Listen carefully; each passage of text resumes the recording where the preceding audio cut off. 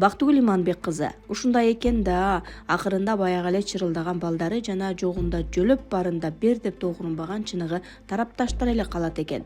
Генералды все под контролем, шеф понял дегендер менен сиз кыйынсыз, мына сизге президенттик жарашат, ляппай шеф баарын сиз айткандай жасадык деген кошоматчылар жайлады. Жетелеп барып эле анга түртүп жиберди да туурасы. Генерал келет экен, генерал президент болот, генерал келсе баарыңарды чачат деген болбогон кеп. Башкача айтканда эйфориядан чыга албай жаткан кутумдардан кеби. Эл келе сообу эмне, ушунча былыктары чубалып чыгып жатса, президент кылып шайлап алгыдай. Генералдан жеке мен кашыктап чогулткан аброюмду чөмүштөп чачкандарды мен кечирбейм. Мыйзам чегинде баары өз жазасын алсын деген сөздү күтөм. Калганына тарых тараза, атасын уят кылган тумасыбы же инисиби, айтор кимиси болсо да мындан нары кыргызым, элим үчүн ак эмгек кылам деген моралдык укугу жок.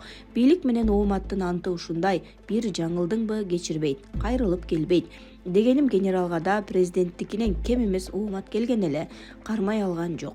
Кутумдар менен ордонун оюнчуларын алданып жиберди, ушундай тынч бололу деп жазат ал.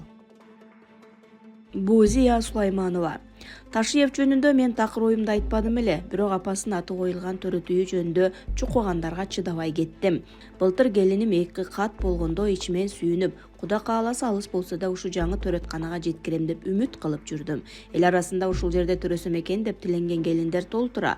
Имараты өзүнчө эле бир кооз, алдында паркка окшогон аянтчасы, келгендер кире турган ашканасы бар.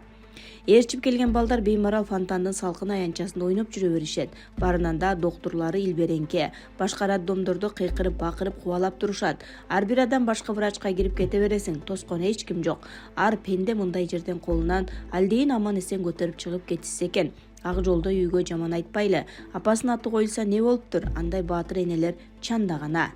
12 баласынын баары эл керегине жараптыр. Өзү карапайым колхозчу болуптур. Дайым эле чоңдордун атын коюп көнүп калыптырбыз. Карапайымдарга да күн тийсин деп жазат ал. Жаңылкан Иманбекова. Калыстык сөзүмдү айткым келди. Ороз аяктап, бүгүн Кадыр түн кечеси башталды. Буга чейин журт арасындагы кеп шууларга кандай көз карашта болууну такыр түшүнбөй жатам. Эки достун арасындагы ынтымактуулугун аябай баалайт элем. Эми да болсо жаман оюм жок. Кээде өзүңдүн да үй бүлөңдүн арасындагы балдардын каяка барып эмне иш кылганын байкабай жүрө беребиз го. Ошол сыяктуу, балким кол алдындагыларга чындап ишеничтен маани бербегендир деп ойлойм. Бир кумалак бир карын майды чиритти дегендей, орун басарларынын жана жолун тапкан жолбундардын айынан жаманатты кылганыбыз туурабы же туура эместигине көзүм жетпейт. Бул сүрөттү коюп алышып ар нерсе деп атканыңар туура эмес дээр элем туугандар. Аздыр көптүр өлкөгө өпкөсүн чаап, жанын берип колунан келишинче иштеди.